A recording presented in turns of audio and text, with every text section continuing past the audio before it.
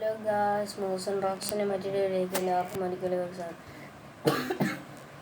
ഇപ്പോൾ ബാറ്റിങ്ങിൽ ചെറുതായിട്ടൊന്ന് പകരെങ്കിലും ബൗളിങ്ങിൽ ഇന്ത്യ തിരിച്ചു പിടിച്ചു. അതെ, ഇന്ത്യ vs USA ഉദ്ഘാടന മത്സരം ഇന്ത്യ 29 റൺസിനാണ് ജയിച്ചത്. ഇത് കൂറ്റൻ ജയം തന്നെയായിരുന്നു. അതായത് ആധിപത്യം സൃഷ്ടിച്ചുകൊണ്ടുള്ള ഒരു ജയം തന്നെയായിരുന്നു.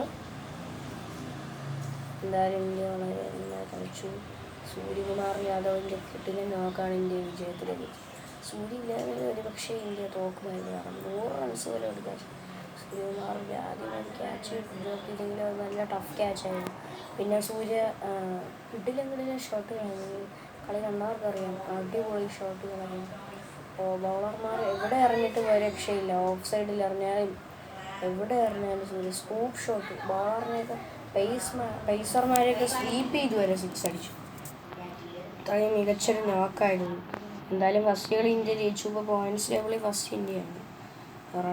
നല്ല റൺ റേറ്റോടുകൂടിയാണ് ജയിച്ചത്.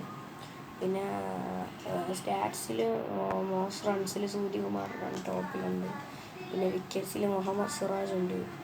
ഹയസ്റ്റ് സ്കോർസിൽ സൂര്യകുമാറാണ് ഫസ്റ്റ്. ഇന്ന്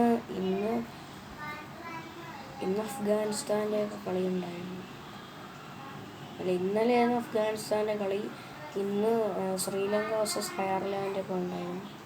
പിന്നെ ഇംഗ്ലണ്ട് vs നേപ്പാൾ ഉണ്ടായിരുന്നു. ശ്രീലങ്ക vs അയർലാൻഡ് ഇപ്പം നടന്നുകൊണ്ടിരിക്കുകയാണ്.